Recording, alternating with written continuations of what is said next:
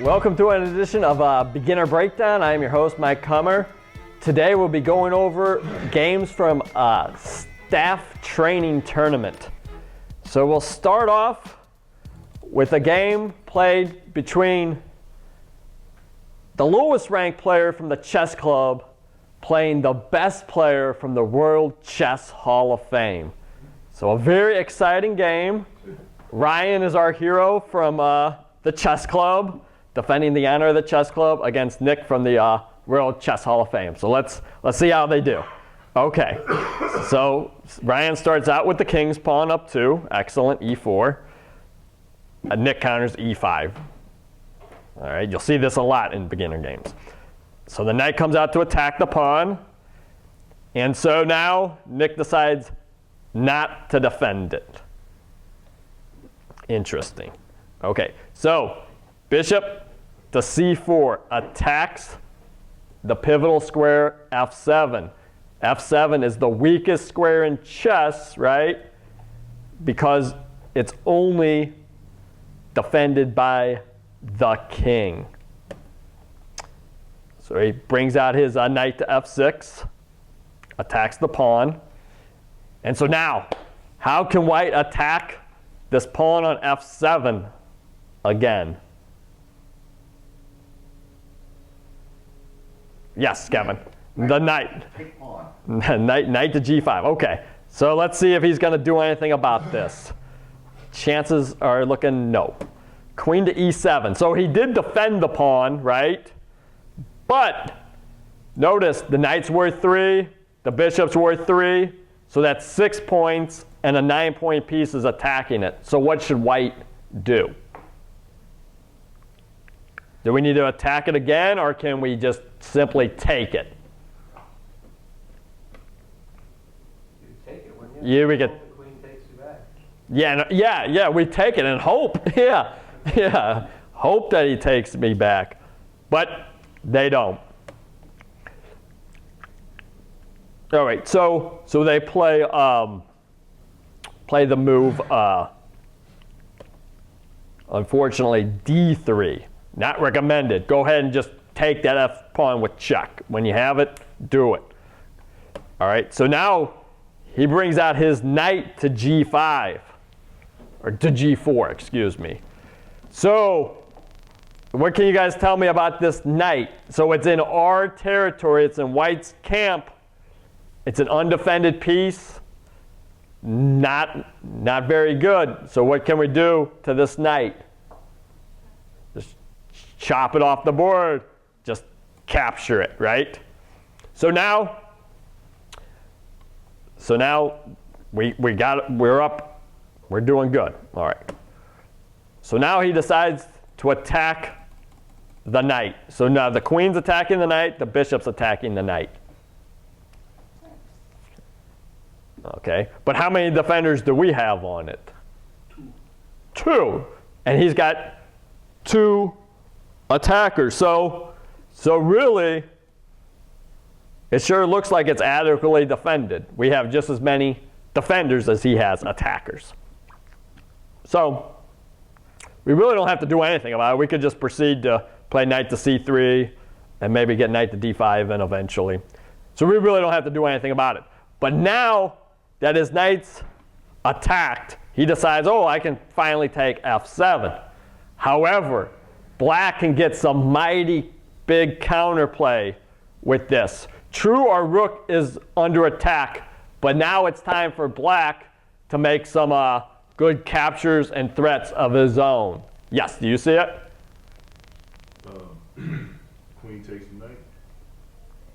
Remember, white is hoping that it's queen takes knight because, unfortunately, this bishop comes down and swoops the queen off the board.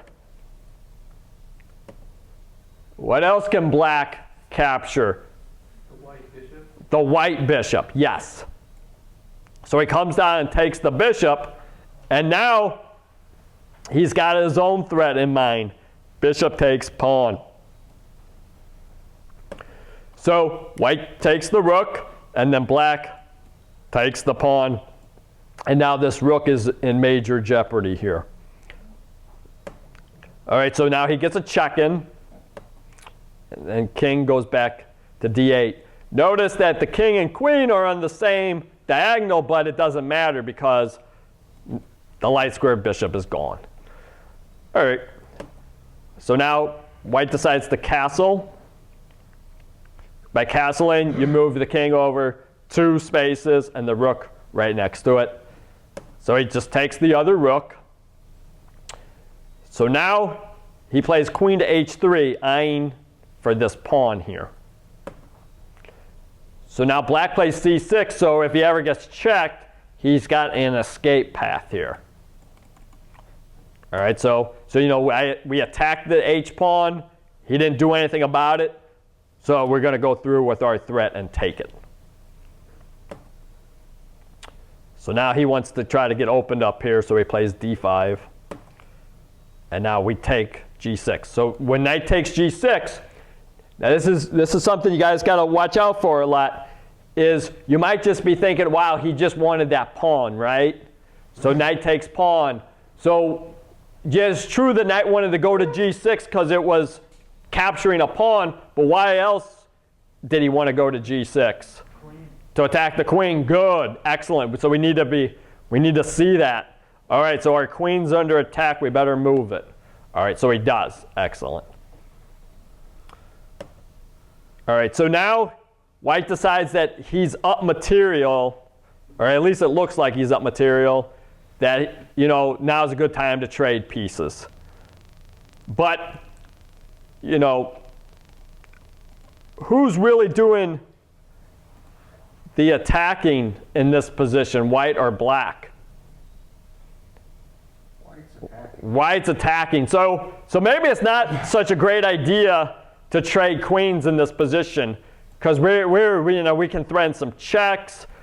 Black's king is way less defended than our king that's safe in this nice castle. So black's queen really isn't that big of a threat right now. We could try to get a checkmate going here somehow, maybe. Maybe we just take the pawn, and then if pawn takes back, we'll take back with the bishop, and we'll be doing good. But white thinks, well, I'm up, I might as well trade. So he plays, queen is now pinned to the king, so queen takes. All right, he defends the queen, fair enough. So queen takes check, knight takes back. And so now he got another defender on this pawn here. So now white plays c3, which the concept isn't that bad, but he's got no execution. So why do you think he played the move c3? Trap the bishop. To trap this bishop on a1. Great idea, but you got to calculate. It's not going to work because one, these pawns are hanging, and now he's going to get an escape skirt. Because in order for white to capture this bishop on a1, this rook has to do it, right? And in order for the rook to capture on a1, this knight has to move. And once this knight moves, guess what? The bishop is free to go to c3 and capture the pawn. So even though you might be like, oh, I've seen this concept before, I want to try it, you got to make sure that you can actually execute it before you play it. Like that's a great idea, trapping a piece on the back row, but you got to make sure you can do it. All right, so instead you're just going to get your position demolished, okay? So now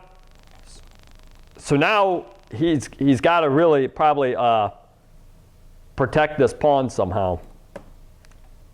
Instead, he's like, I got a pass pawn, let's just go get it. You're only 1, 2, 3, 4, 5 away from getting a queen if you got a pass pawn. You know, so he's like, I'm 4 away now. All right, so b6. So, what do you think white should play now? He should just follow through with his plan. He should just play, I played h4, you might as well follow through with the plan.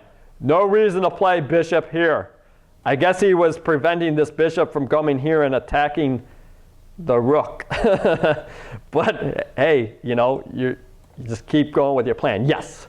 Okay, but when I move the rook to D, right To give him the check. Okay, we could do that, and then he'll be like, okay, I'll just go here. It's like we didn't get anything big for that. As you'll see,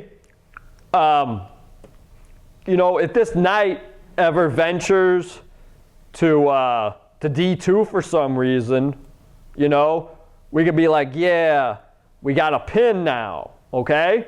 That would see by checking this king off this nice big open file, we're limiting our chances of tactics, okay? We're actually just getting this king safer for him, and he doesn't really have to spend a move because we had to spend a move checking him, so he gets like a free move getting out of the check into a safer area. So do you only want to move the rook to an open file if you're attacking or if they don't get anything out of it? Yeah, like if if he didn't come up with his H4 idea, which I mean, it might work. I mean, it might be crazy enough to work. I don't know.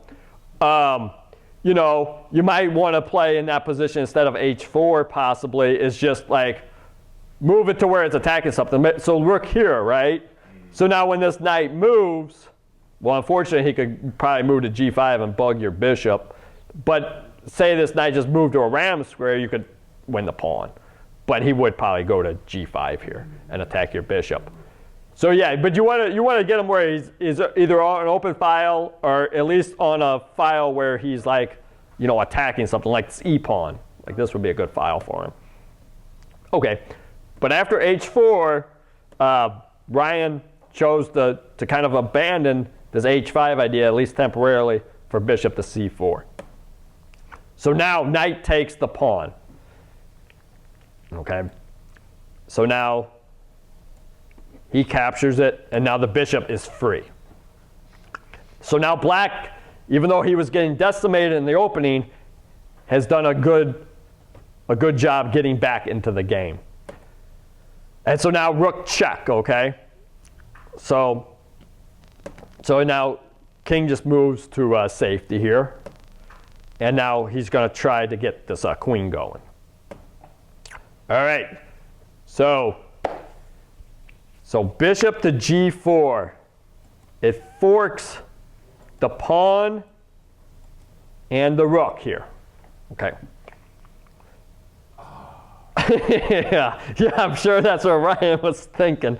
Oh man, what's to do? So now we need to come up with some kind of threat here, or else our pawn's going to go bye-bye, and all our dreams of getting a queen as well.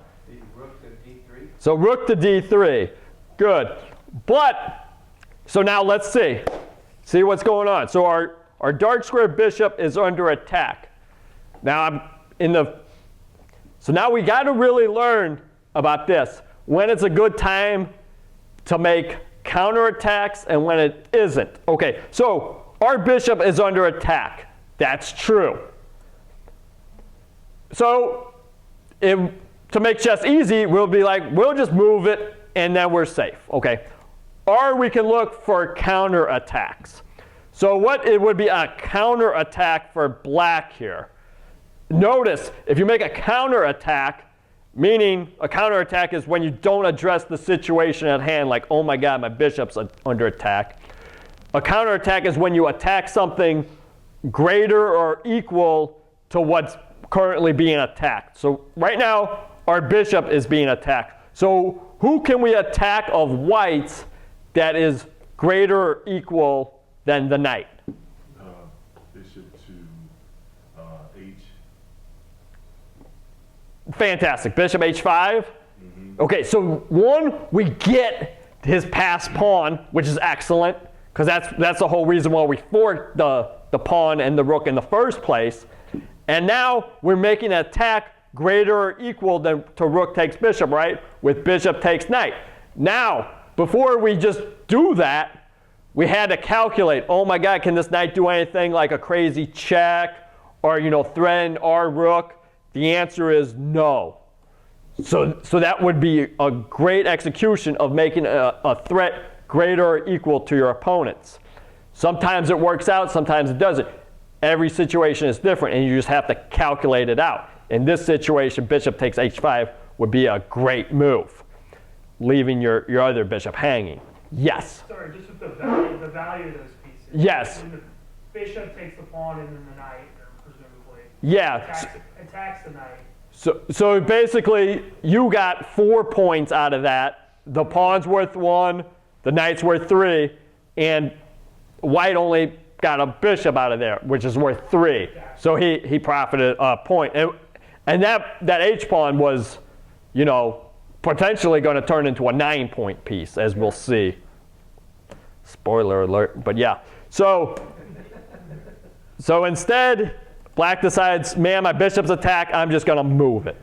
All right, so now white's just like, my pawns are under attack, I'm going to move it. And so black really got nothing out of that nice fork that he did. Okay. So now he attacks this bishop. So like you could analyze it all the time, like, should I just move it or should I make a threat greater or equal to it? But more often than not, it's probably just simpler just to, if your piece is under attack, just move it to safety, okay? Don't try and make anything so complicated. All right, so now he attacks the rook. So now we attack the bishop here. Bishop attacks the knight, but notice it's defended, so we're doing okay. We can just keep pushing that pawn. All right, so notice he's now just 1 away. But how many defenders does black have on this h8 square? The rook. Yes, this queening square. The rook and also the bishop. Okay? So he's doing a great job defending this queening square. This is a good job. Okay, so he played that. However, a5. Now,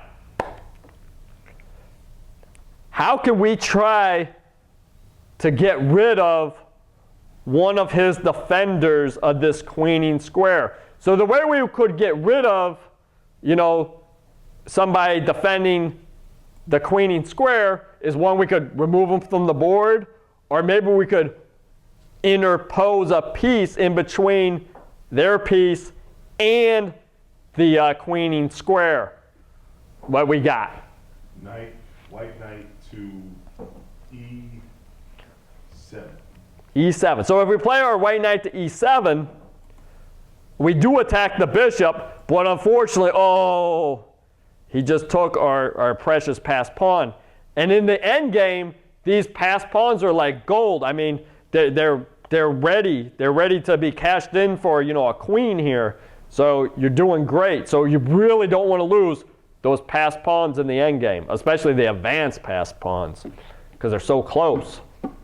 With that rook to g, right next to the bishop, sorry. Yeah, well, we could attack it, the bishop. Attacking, yeah. Why not attack that? Well, we could just take the knight, maybe.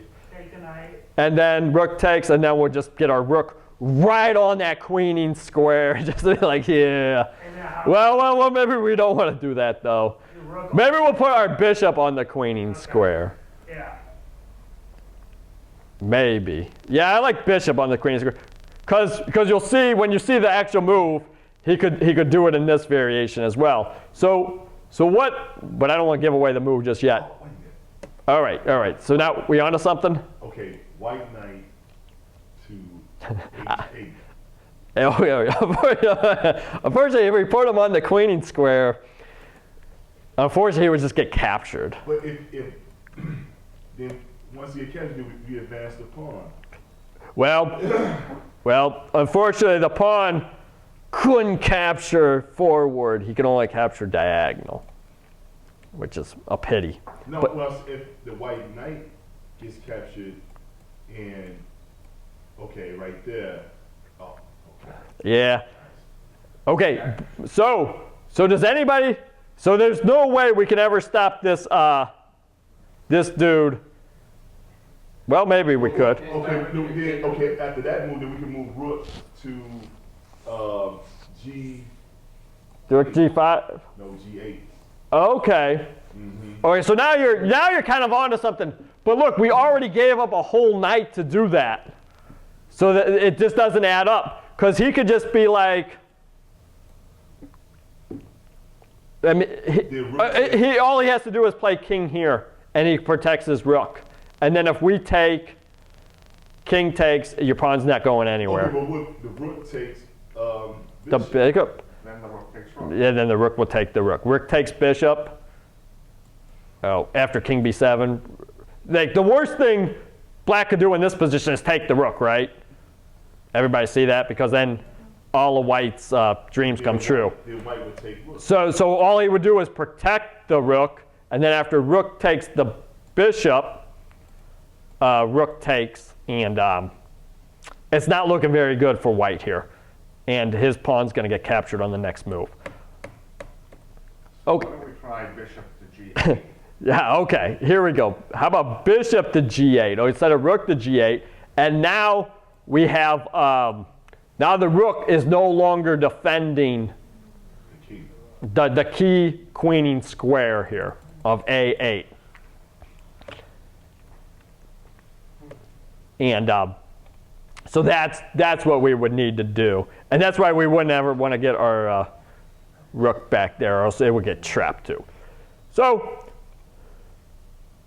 that should be white's idea here, is a7, a5, bishop here, and then with the next move being queen. So actually, his best move would probably be take, rook takes, and then we can play like rook, well, with ideas of rook here. Maybe you could play bishop there though. So we get, but then we just start pushing this guy, and we'll be good. But those are some ideas you can have. So rook to G5 was actually played in the game. Bishop back to D7. And now he plays king F1. All right. The pawn attacks the bishop. So he still doesn't see this bishop move, unfortunately. He decides to attack the pawn here. Rook protects the pawn. King up to stop it. So he's moving his king around here. So notice that they're not really trying to get this guy up right now. So king E3. And he's trying to get his own passed pawn down here. So bishop takes the pawn, putting his bishop in a pin here. And now he's got the big fork here. Bishop, king, rook. So it's looking pretty bad for white here. But, you know, no fear. You know, so what would everybody play as black in this position? Yeah, everybody can just shout it out. Bishop takes the rook. Bishop takes the rook, right? Bushman. And that is actually what is played. Okay, he did take the rook. Okay, excellent. So now, desperate times call for desperate measures, right? He just took our rook. We might as well get this queen finally, right? Queen. All right. So now everybody can shout out what you think black should play in this position. Take the queen, right? Take the queen. Rook takes queen, and then knight takes rook. And because these guys are more advanced, it looks like black will have the edge. I mean, he's got to get these pawns going fast, then it's not going to be fast enough. But instead, he decides, you know what? I can't I can't waste the move taking his queen. I'm going to try to go get my own queen right now. Well, actually not right now. First, he's going to play his bishop back to c1. Yeah, always take their queen. If a guy's got a queen and you have another piece and you can take it, take it. It's always a good move, right? And so now he sees a check, so he plays a check because it's cool.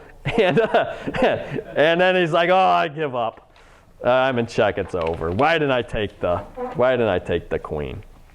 So always take the queen. All right. So next up is a game I got to play in the tournament. I was playing the black pieces against Clayton. Clayton is an actor, so it's very exciting.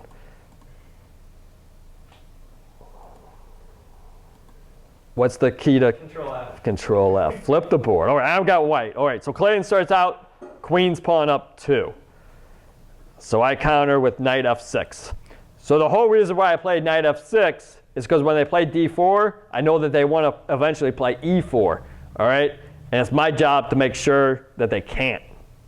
And if they do, it will get taken. So I guess he could play e4, but I would just take it. All right. So Clayton plays c4, plays c6, knight f3, d5. All right, now Clayton boxes in his bishop with the move e3. All right. And now I get my bishop free of the pawn chain by pinning the knight. So Clayton plays knight b2 to protect the knight here. And now I play e6 to solidify my pawn chain here. Bishop e2, bishop d6. He plays h3 to attack my bishop. So my bishop's attacked. So you think, oh, my bishop's attacked, I'll just take it. Or do you think my bishop's attacked, but I like that, you know, I got so much pressure on with the bishop, I'll just move him back and keep the pressure on. That's what I play. So just because somebody's under attack, you know, if you like your plan, don't stop your plan just because they're attacking you. All right, so he castles, so I get castled. And so now he plays bishop to d3. So if you notice in this position, you know, after I play rook e8, you know, I mean, we're both doing okay. I got my bishop out of my pawn chain. He doesn't. You know, we're both fighting for the center. But now he plays e4 here, okay? So when he plays e4, what is his big threat here?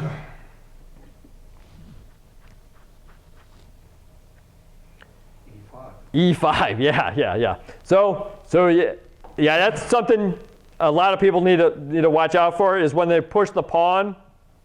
They might be attacking something, but that might not be their only agenda why they push the pawn. They might be doing it so they can push the pawn some more, okay? All right, so e5. So in this position, I should just take and then take. And, you know, he's doing okay. He's got e4 in, so that was good of him. And things are going okay for both of us. Instead, I play bishop to c7. And that just really cramps my style here. So he plays e5, attacks the knight. So I got to move it. And I got to move it backwards. All right, so now I'm getting really cramped because I didn't make a pivotal exchange when I should have. So queen to c2, excellent. Putting the queen and bishop in a battery, attacking h7. So you could play h6 here. What would be wrong with g6 here? G4. Yeah, excellent. White plays g4 and my bishop is trapped. So the easiest way is just to play bishop here. Because same thing with h6, if we calculate, he can play g4 and then my only move is to retreat the bishop back. And notice I only have one defender. He's got 2 attackers. The queen's attacking the bishop through an X-ray. So really my only solution is bishop to g6. So he doesn't double my pawns and he plays knight to b3. I'm like, oh, well, okay, so I take the pawn here, hoping that he takes bishop takes, right? And then I win his queen. But he sees it, so he takes with the queen. And then I play knight to b6, hoping that he goes to c3. Because if he goes to c3, then I play knight to d5. And then I'm hoping again that he plays queen to c2. And then what move do I play that makes all my dreams come true? E3, knight to E3. Nope. That will make his dreams come true. Knight to e3. But we're getting there. We got the right idea. Attack the queen. What's the only other square that the knight can go to that attacks the queen besides e3? b4. And notice, queen's attacked and the bishop is now double attacked. So he would move it and then I would take it. But a lot of hope chess. And he doesn't fall for really any of it. He plays queen back to c2 immediately. And so like, okay, well, I'll take it. And queen takes. Even though Clayton's made a lot of queen moves the last couple moves, it really hasn't hurt his position at all. So now, this is a key part in this game. Look at my king. It's in a castle, right? And I got 3 little guys in front of it. But is there anybody else trying to defend this castle at all? No.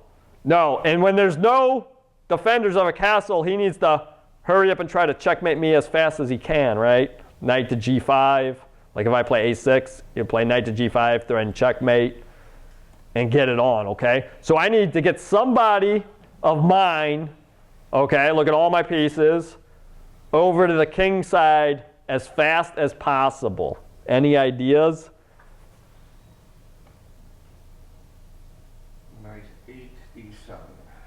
Excellent, knight 8 to d7, okay? Because now when he plays, if he would have played knight to g5, so instead he attacks my queen, so I move it, he moves it, and now I can get, well, eventually I can get my knight to f8, as you'll see, and help defend all this stuff. But first things first, my bishop is a piece of junk, right? Because I retreated him so much, and he's blocked behind white's pawns, so I want to trade this bishop for that bishop. Instead, he just plays h4 and protects it.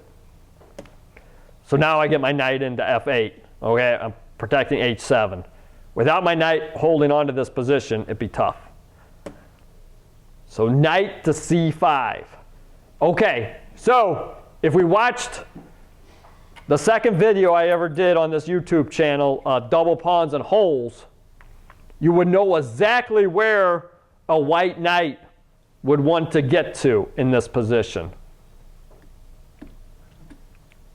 I'll give you a hint, it's not c5. Where would a knight love to be in this position? I'll give you a hint, it's in a hole. A hole is any square on the board that cannot be attacked by an enemy pawn. d6. Yes. And the best holes are supported. Okay, so this knight really wants to be on d6, you know, forking my queen and my rook. I don't even know if we would even trade this beautiful knight for this rook in this position. Okay? I mean, this knight is just so good, right? But he's not on d6 yet. So I play knight to d5. So I'm in a hole, but it's in my territory. The hole is in my territory. You see, it can't be kicked away by pawns. And it's not that good. And so Clayton just says a3. You're never going to go to b4. Fine. All right, so bishop e7. So now I'm almost encouraging him for his knight to go away. So bishop takes the rook. Rook takes. So okay, we know we want a knight on d6, right? So let's get him there ASAP. Even if it's not a fork, like it's not forking anything, it's still really awesome and really cramping my style. that this knight is on d6. So how would we get a knight to d6 in 2 moves here? Anybody? E4. E4, all right, knight to E4. You just, okay, we just need to jump to a spot that, you know, can jump to D6. And see how awesome that knight would be here? And then, so let's say we did that, okay, and whatever, I just waste some moves. And then, you know, I might try to get that knight away by getting my knight on C8, and by then we can put our knight here, and then on E4.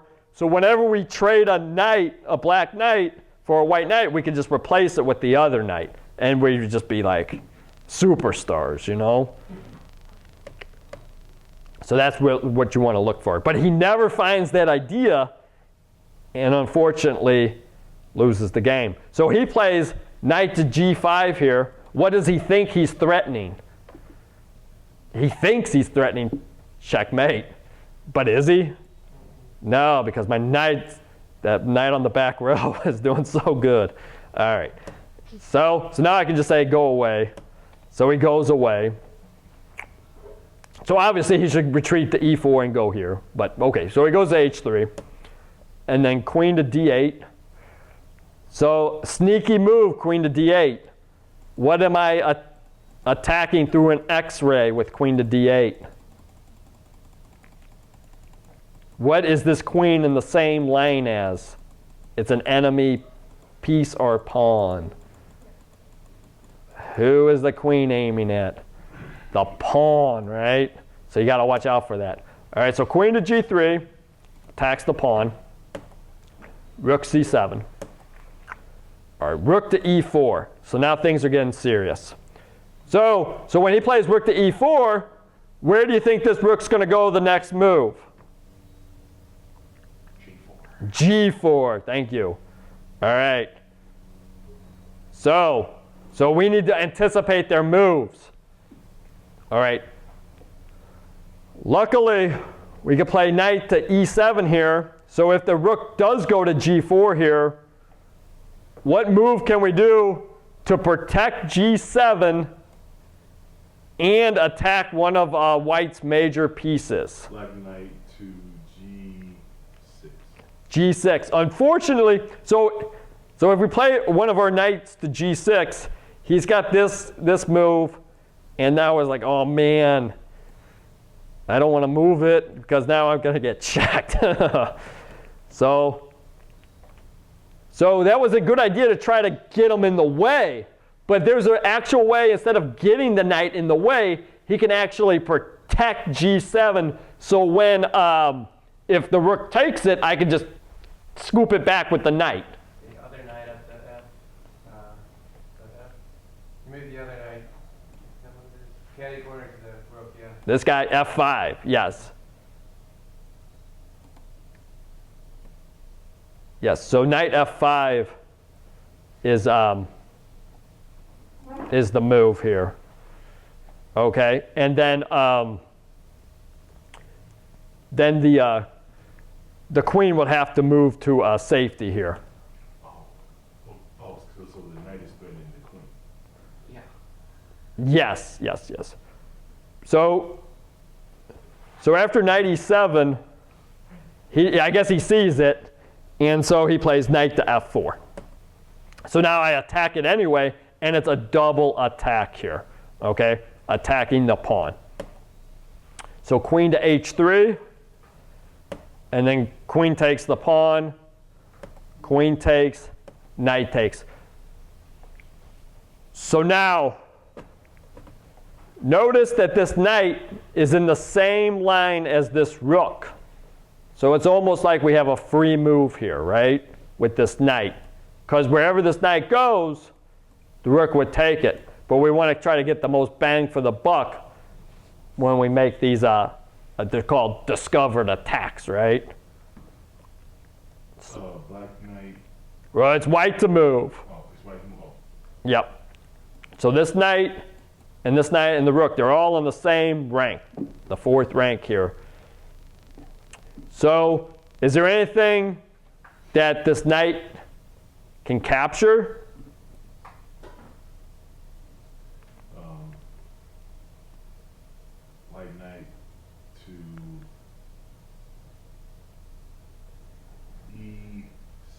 Yeah, e6. Knight takes e6. So then if I take back, well, however I take back, well, let's just say I take back with the pawn or whatever, then rook can take the knight. So it's ideas like that we always got to be looking for. Now, I calculated this out, that if he would have played knight takes e6, I would have snuck in knight to f3 check, and then he would get double pawns, knight takes, pawn takes, and now we'd have the same number of pawns, but like in the last game, I'd have that passed h pawn, you know, and maybe I can turn it into a queen, you know.